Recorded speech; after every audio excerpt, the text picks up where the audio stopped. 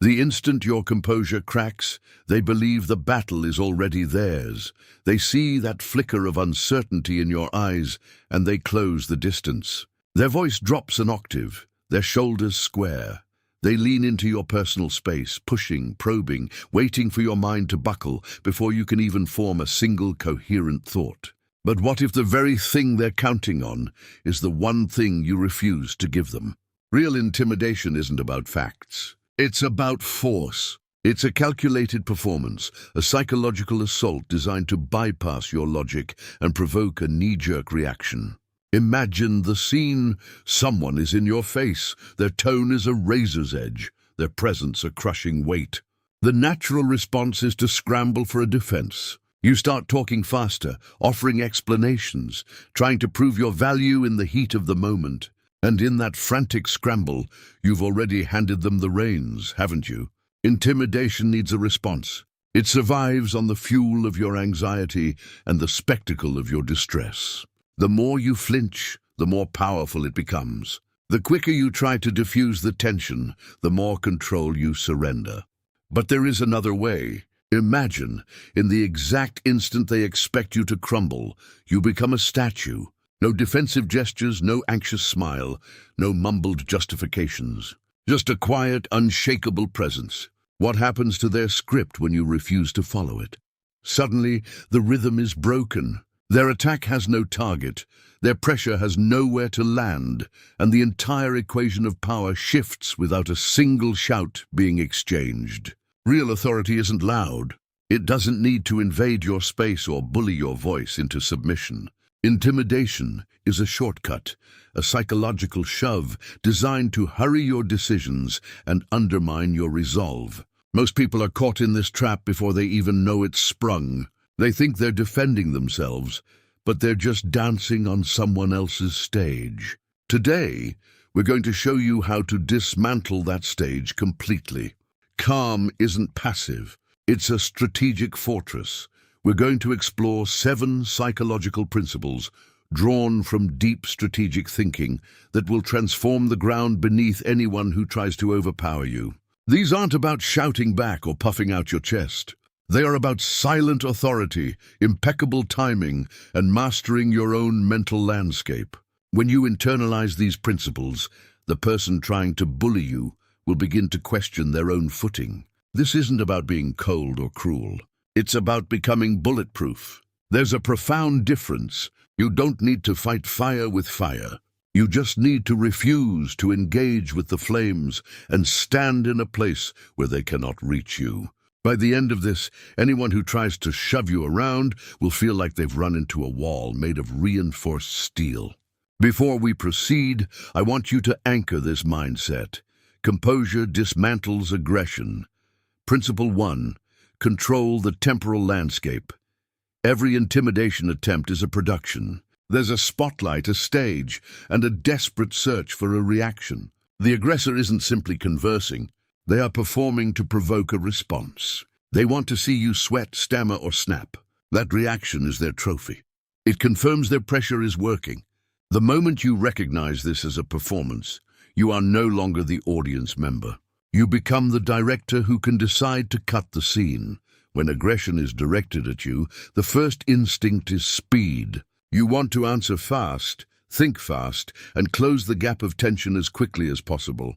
This is a biological reflex, and it is precisely the vulnerability they are counting on.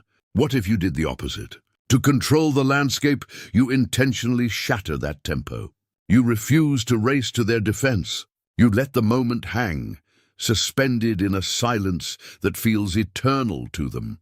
Silence isn't just empty space. It's your first move. Maintain your frame. Shoulders relaxed, spine aligned. Let your breathing deepen, not quicken. Your eyes should be focused but not combative. You're not challenging, you're simply immovable. This stillness broadcasts a louder message than any shouted retort. It signals your pressure was a dud. Most people are mentally equipped to handle argument, not serene detachment. When they encounter a calm wall, their certainty begins to disintegrate. A powerful psychological shift occurs here. When someone tries to dominate and meets no emotional feedback, they turn inward.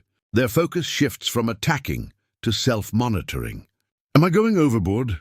Do I look ridiculous? Why isn't this working? This internal interrogation drains their momentum. Your expression is your greatest asset here. Avoid theatrical tells. No smirking, no eye-rolling, no overcompensating stoicism. Neutrality is the ultimate power. Think of a seasoned judge presiding over a court. Attentive, unreadable, and supremely grounded. Let them speak into that void. The longer they continue without a payoff, the more exposed they feel. A performer without applause is an uncomfortable creature. Now consider your micro-movements. Are you fiddling, shifting your weight, adjusting your sleeves? These are tells of internal discord. Stillness is the language of sovereign authority. Even if you're feeling the heat, control the external display. Power is often perceived not through proclamations, but through composed physicality. Many worry that pausing makes them look weak or unprepared. This is the opposite of the truth. Leaders command pauses. High-status individuals pause. Measured silence is a rare commodity in a world of frantic chatter, and rarity creates perception of strength. When you finally speak, your words land with increased gravity because the silence preceding them built a platform of weight. Hold this principle close. If you deny them a reaction, the performance dies. You aren't ignoring the situation. You're dismantling its stage. The encounter is no longer an emotional battle. It's a psychological imbalance tipped in your favor. Affirm this: stillness is my shield. Principle 2. The tactical inquiry. Pressure finds its strength in vagueness. It's a storm of sharp, forward-moving statements designed to keep you on the defensive. This is a disaster. You can't handle this. Everyone knows you're wrong. These are heavy punches. Your counter isn't a punchback. It's a surgical beam of light. You turn the focus around and force them to unpack the vague weight of their own accusations. When someone is compelled to explain themselves, their emotional armor begins to crack. Most dominance plays rely on sweeping statements that sound final, but are often built on air. A simple, calm question pierces that air. What specifically do you mean by that? Can you walk me through the evidence for that conclusion? Show me your reasoning. It's like turning on all the lights in a haunted house. The shadows stop being frightening when you see what's actually there. The key is the tone. Your delivery must be even, almost inquisitive, never sarcastic or challenging. Genuine curiosity is a more effective disarmament than confrontation. When your question is framed as an investigation rather than a defense, the other person can't accuse you of being combative. You are not fighting. You are examining. This forces them to exit attack mode and enter explanation mode. Explanation is slower, cognitively heavier, and emotionally weaker than accusation. Here's a psychological law. The person doing the explaining is the one spending status energy. They have to keep supplying reasons, details, and logic. They are working harder than you. Cognitive load spikes, verbal stumbles increase, and emotional momentum evaporates. Meanwhile, you remain composed, asking sharp, concise questions. You are steering without pushing. Start broad, then narrow. What's the core issue you see here? What outcome are you most concerned about? Where did you get that information? Each layer peels back emotional exaggeration, exposing the bare facts.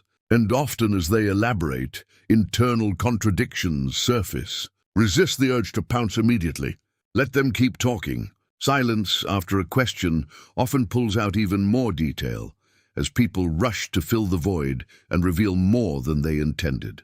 This approach also insulates you from emotional hijacking. By anchoring your mind in analysis, you bypass reaction. Your brain isn't thinking, how do I defend myself? It's thinking, what is being claimed here? This mental pivot reduces stress and improves judgment. When you scrutinize pressure, it shrinks. Principle 3. The architecture of tempo. Urgency is the fuel that powers intimidation. The pressure applier wants speed, fast concessions, fast answers, fast emotional breakdowns. They want to compress the moment so tightly you have no room to breathe or think. Your countermeasure is to stretch the moment. You deliberately slow your speech, your gestures, and even the rate at which you blink. This controlled pacing is a signal of internal command that volume can never replicate. When we sense a threat, the nervous system accelerates. Our words become clipped, our sentences stack haphazardly, and our pitch rises. This is a broadcast of stress. Even if your arguments are valid, a hurried delivery makes them sound weak. A measured cadence, however, makes even simple statements sound like pronouncements. Pace shapes perception more than vocabulary. Start with your breath. Inhale through your nose. Let your chest expand and speak as you exhale. This naturally slows your rate and deepens your vocal tone. A lower tone is universally associated with credibility and steadiness. Picture each sentence as a physical object you are placing on a table. You are not throwing them. Insert brief, intentional pauses between thoughts. This is not awkward silence. It's conscious spacing. A beat before responding to a loaded comment creates gravity. What does this pause achieve? It forces the other person to sit in their own tension, which steadily weakens their emotional surge. Your physical actions must match your vocal tempo. Flailing hands, finger-pointing, and constant shifting suggest anxiety. Instead, keep gestures minimal and purposeful. One hand movement instead of 5. One posture adjustment instead of constant shifting. Think of it as economy of movement. High-status presence is usually quiet, not busy. There is also a powerful contrast effect. Aggressive behavior begins to look chaotic and unhinged when placed next to someone who is calm and slow. When one person is loud and fast, while the other is steady and unhurried, the subconscious mind assigns stability to the slower presence. And stability is read as strength. Be careful not to lapse into lethargy. The goal is deliberate control, not sluggishness. Your articulation must be sharp. Think of it as placing each word, not spilling them. If you feel your pace quickening, shorten your sentences. Shorter lines are easier to control. Use this mental cue. Pressure speeds up. Authority slows down. You aren't matching their storm. You're changing the weather. Principle 4. Claim your physical territory. Human interaction is never purely verbal.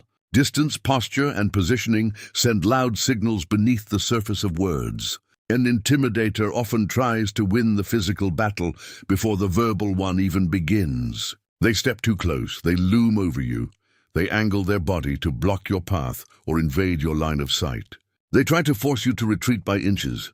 These inches are a slow transfer of authority. Your objective is not to initiate a fight. It's to demonstrate spatial ownership. Begin by owning your footprint. Plant your feet at a stable shoulder-width distance. Balanced, not rigid. Distribute your weight evenly. This stance alone changes how pressure feels in your body. A stable base leads to a stable voice and a stable gaze. A narrow, tentative stance invites sway and micro-retreats. A grounded stance communicates readiness without aggression. If someone advances into your personal bubble, resist the reflex to back away. Most people will automatically yield ground to avoid discomfort. That automatic yield is exactly what a dominance play is trying to trigger. Instead, hold your position for a beat. Let them be the one who feels they've crossed an invisible boundary. Often they will self-correct when they see you aren't shrinking. Your torso alignment is also critical. Keep your chest open and square rather than angled away. Angling away signals submission. Squaring up signals presence and engagement. This doesn't mean a chest-puffing challenge. It means you are fully there. Use micro-adjustments instead of retreats. A slight lean forward from the hips, a matter of centimeters, can neutralize someone else's forward pressure and signal that you are engaged, not cornered. Engagement reads as confidence. Withdrawal reads as vulnerability. Objects in the environment can be strategic. A table edge, a chair back, a wall. Position yourself to use these as subtle barriers. It's not hiding. It's structuring the interaction field. Head level is another silent signal. Keep your chin level. A tucked chin suggests fear. A lifted chin suggests arrogance. Level projects neutrality and self-command. Bear this with relaxed shoulders, and you project grounded authority without dramatics. Eye contact should be steady, not a hostile glare. Think of it as anchoring, not lasering. Brief natural breaks are fine, but avoid rapid glances that suggest a search for escape. Smooth eye behavior signals internal certainty. When you hold your physical ground, the other person registers subconsciously that escalation will require effort. You are increasing the cost of their intimidation without a word. Principle 5, the art of strategic indifference. Many pressure tactics are built on emotional hooks. The intimidator throws out a line designed to trigger your pride, your anger, or your need to prove yourself. They are fishing for a reaction to gain leverage. Strategic indifference means you don't bite, not because you're numb, but because you are selective about where you invest your emotional energy. This is not passivity. It's controlled non-investment. You are fully aware of what's happening, yet you choose not to grant it emotional weight. Many confuse strength with fighting back. True psychological strength is often quiet detachment. When a provocation lands and finds no emotional handle, it simply falls to the floor. The first step is internal labeling. Instead of absorbing the remark personally, tag it mentally. That is a pressure move. That is bait. That is posturing. Labeling creates a critical gap between stimulus and reaction. This gap gives you choice. Without that gap, emotion drives behavior automatically. Your facial response should remain lightly neutral, not a frozen mask, not a performative smile. A relaxed mouth, steady eyes, and a composed brow communicate that nothing destabilizing just happened. Avoid forced smiles or exaggerated seriousness. Those look like acting. Verbal replies, if required, should be minimal and low temperature. Short acknowledgements. I hear you. Noted. That's your perspective. These phrases neither agree nor argue. They absorb without amplifying. What happens when you don't provide the expected heat? The interaction cools. One powerful element of this tactic is the expectation violation. The aggressor expects resistance, an apology, or visible discomfort. When they get none, their predictive model breaks. When prediction fails, confidence plummets. Watch your microsignals. A defensive laugh, a sarcastic edge, a sharp sigh. These leak emotional engagement even when your words are neutral. Think of your voice as a calm, flat river, not choppy waves. This detachment also protects your decision quality. Emotional hooks narrow your cognitive field. Non-attachment keeps your field wide, allowing you to evaluate the situation rather than being consumed by it. A vital boundary, indifference to provocation, is not tolerance of abuse. You are disengaging from manipulation, not accepting mistreatment. If a line is crossed, state it plainly and briefly, without emotional charge. Calm boundary statements are more effective than heated rebuttals. Think of attention as currency. Every visible emotional reaction is a payment. Spend only where there is a worthy return. When you stop paying, the manipulator loses funding for their tactics. The pressure runs out of gas. Principle 6, the art of the controlled concession. Most intimidation scenarios present a false choice. Fight or fold, argue or submit. This binary is a trap. There is a third path, calibrated agreement. You acknowledge a fragment of what was said without surrendering your position, your boundaries, or your authority. This move dissolves friction while keeping you firmly in control. When someone expects resistance, even a small nod of acknowledgement disrupts their attack pattern. Their emotional engine is tuned for collision. Remove the collision, and their momentum misfires. But this agreement must be crafted with precision. You are not conceding the conclusion. You are recognizing a slice of their perspective. A data point or a feeling. Use partial validity language. That's one way to look at it. I can see why. You think that. There's a point there. That sounds important to you. These phrases validate their perception without validating their dominance. You are acknowledging their view exists, not that it rules. Your tone must be even, grounded, and unhurried. No defensive edge, no submissive softness. Imagine steady acknowledgement. Pair this with a composed body and stable eye contact. The message becomes, I am not threatened by your claim, so I can afford to recognize it. This works because it removes the emotional reward of forcing you into opposition. Many dominance plays are fueled by the thrill of overcoming resistance. When you don't supply it, the interaction loses its drama. After your acknowledgement, add a calm anchor statement if needed. That's one angle. Here's mine. I hear you, but my decision stands. I understand. I'm choosing this direction. Notice the structure. Recognition first, position second. This sequence lowers friction and keeps you in control. Avoid over-explaining. Lengthy defenses become justifications, which drain authority. What does brevity signal? Certainty. Long defenses signal doubt. There's also a neurological effect here. When people feel heard, even partially, their threat response drops. A lower threat response reduces aggressive persistence. You are regulating their emotional temperature without yielding a single inch. Internally, this move requires ego discipline. The urge to refute every claim is powerful, but reflexive contradiction escalates conflict. Selective agreement shows confidence because you are not afraid of someone else's perspective coexisting with yours. Think of this as verbal judo. You redirect their force instead of meeting it head-on. Principle 7. The composed exit. The final move in any high-pressure encounter is the exit.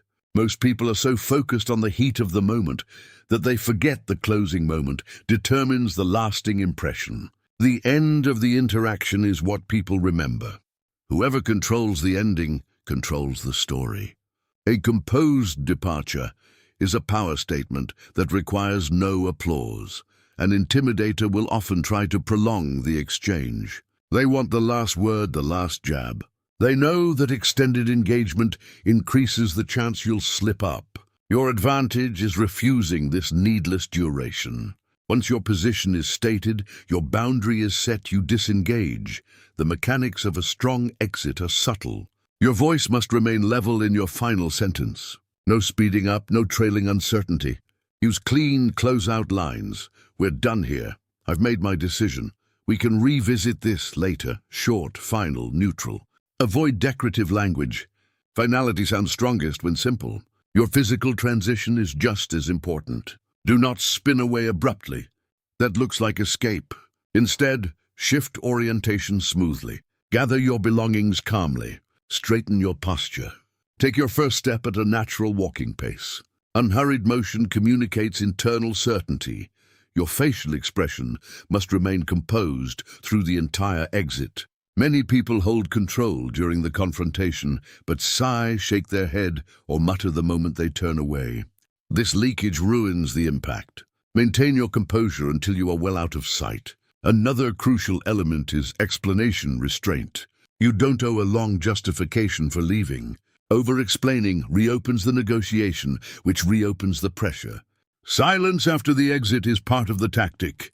Don't send follow-up messages driven by residual adrenaline. Don't relitigate the moment immediately. Time creates distance and protects your authority. Observers, if present, read departures carefully. The person who leaves composed and calm is judged as the one in control, regardless of what happened in the middle. Social memory weights endings heavily. Each composed exit is training data for your brain. Dominance isn't proven by forcing continuation. It's proven by choosing conclusion. The one who can disengage without agitation demonstrates true positional freedom. The calm departure is the final verdict. Quiet control is enough. Intimidation only survives when it gets inside your nervous system. When it speeds your pulse, clouds your thinking, and drags you into reactivity. But now you see the hidden mechanics. You see how pressure is staged, how emotional hooks are set, and how dominance relies on speed and noise. And more importantly, you have a counter-framework built on stillness, precision, positioning, detachment, and controlled exits. You don't need a louder voice. You don't need insults. You don't need to become aggressive to be respected. The most unsettling presence in any tense moment is the person who cannot be pulled. The one who listens without shrinking, questions without trembling, and moves without rushing. A centered mind becomes a mirror that reflects the other person's instability. Next time someone tries to overwhelm you, remember, you are not there to win a shouting match. You are there to hold your frame. Let them burn energy. Let them perform. Let them reach for reactions that never arrive. The louder they push, the clearer their desperation becomes. Calm turns pressure inside out. Power is not force. It is emotional self-command under stress. It's the steady gaze that doesn't falter, the measured reply that doesn't seek approval, and the boundary that needs no decoration. When you master this, intimidation has nowhere to land. If this sharpened your awareness and gave you practical control tools, take a moment to support Winds of Thought. Hit the like button to help more people learn to stand unshaken. Share it with someone who needs a stronger psychological footing. And subscribe for more deep breakdowns on strategy and mental resilience. Quiet strength is a skill, and we build it here. Remember, you don't defeat intimidation by overpowering it. You defeat it by becoming untouchable.